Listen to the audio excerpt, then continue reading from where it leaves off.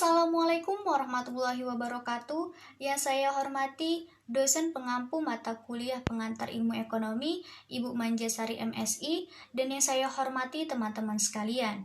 Sebelumnya izinkan saya memperkenalkan diri. Saya Syeikha Nabilah Aulia selaku moderator sekaligus pemateri pertama. Baiklah, selanjutnya saya akan memperkenalkan teman kelompok saya. Yang pertama yaitu Rizky Ajura sebagai pemateri kedua, selanjutnya Nirma Mailani sebagai pemateri ketiga, dan yang terakhir Sinarta Sigalingging sebagai pemateri keempat. Kami dari kelompok 10 akan memaparkan materi mengenai kebijakan fiskal. Baiklah, di sini saya sebagai pemateri pertama akan menjelaskan mengenai definisi kebijakan fiskal. Kebijakan fiskal adalah kebijakan penyesuaian di bidang pengeluaran dan penerimaan pemerintah untuk memperbaiki keadaan ekonomi. Kebijakan fiskal juga dapat dikatakan sebagai kebijakan ekonomi dalam rangka mengarahkan kondisi perekonomian untuk menjadi lebih baik lagi dengan cara mengubah penerimaan dan pengeluaran pemerintah. Kebijakan fiskal juga bisa dikatakan salah satu kebijakan ekonomi makro yang sangat penting dalam rangka yang pertama yaitu membantu memperkecil fluktuasi dari siklus usaha. Yang kedua, mempertahankan pertumbuhan ekonomi yang sustainable ataupun kesempatan kerja yang tinggi. Dan yang ketiga yaitu membebaskan dari inflasi yang tinggi atau bergejolak. Selanjutnya saya akan menjelaskan mengenai materi kedua yaitu kebijakan fiskal dalam Islam. Kebijakan fiskal dalam Islam bertujuan untuk menciptakan masyarakat yang didasarkan pada keseimbangan distribusi kekayaan dengan menempatkan nilai spiritual dan material secara seimbang. Kebijakan fiskal lebih banyak peranannya dalam kegiatan ekonomi Islam dibandingkan dengan kegiatan ekonomi konvensional.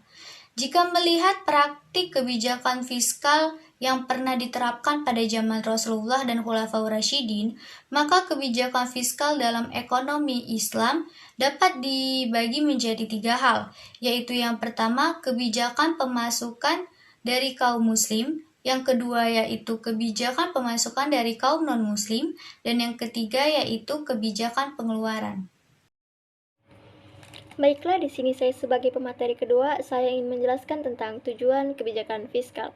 Tujuan kebijakan fiskal yang pertama yaitu mampu menstabilkan perekonomian, 2. Mampu memperbaiki kondisi ekonomi, mengupayakan lebih banyak kesempatan kerja dengan mengurangi angka pengangguran. Yang ketiga, mendukung adanya proses konsolidasi, 4. Mampu mengurangi adanya kesenjangan fiskal. 5. Mampu mengatasi masalah-masalah dasar yang menjadi proses pembangunan. 6. Mampu menyelesaikan pengeluaran dan penerimaan pemerintah. 7. Mampu mengupayakan peningkatan penerimaan pemerintah untuk mensejahterakan rakyat. 8. Melakukan pengawasan terhadap sumber-sumber ekonomi. 9. Mempercepat laju investasi negara.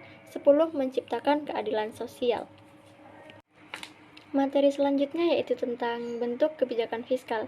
Yang pertama yaitu kebijakan fiskal fungsional.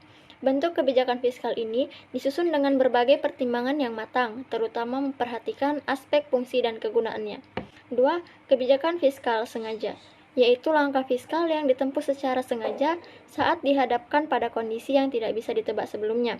Sehingga berbagai kebijakan fiskal ini diambil secara sengaja dan tidak mempertimbangkan aspek yang terlalu detail. Tujuannya untuk merespon kondisi shock ekonomi yang datang secara tiba-tiba. 3. Kebijakan fiskal tidak disengaja, yaitu langkah fiskal yang bisa dikategorikan impulsif karena pemerintah akan mengambil tindakan fiskal tanpa mempertimbangkan banyak aspek dalam kacamata jangka panjang. Biasanya bentuk kebijakan fiskal ini dilakukan untuk merespon kondisi bisnis yang tidak begitu bergeliat. Baiklah, selanjutnya saya sebagai pemateri ketiga akan menjelaskan jenis-jenis kebijakan fiskal. 1. Pembiayaan fungsional atau the functional finance. Berdasarkan konsep pembiayaan fungsional ini, pengeluaran pemerintah, pajak, dan pinjaman dipertimbangkan secara terpisah. 2. Pendekatan anggaran terkendali atau the managed budget approach. Berdasarkan konsep ini, hubungan langsung antara pengeluaran pemerintah dan penarikan pajak selalu dijaga, sehingga dapat dibuat defisit atau surplus disesuaikan dengan situasi yang dihadapi. 3. Stabilisasi anggaran atau the stabilization budget.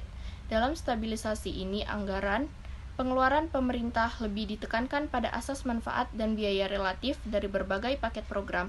Dengan kata lain, berdasarkan stabilisasi perekonomian yang otomatis, pengeluaran pemerintah ditentukan berdasarkan perkiraan manfaat dan biaya relatif dari berbagai macam program.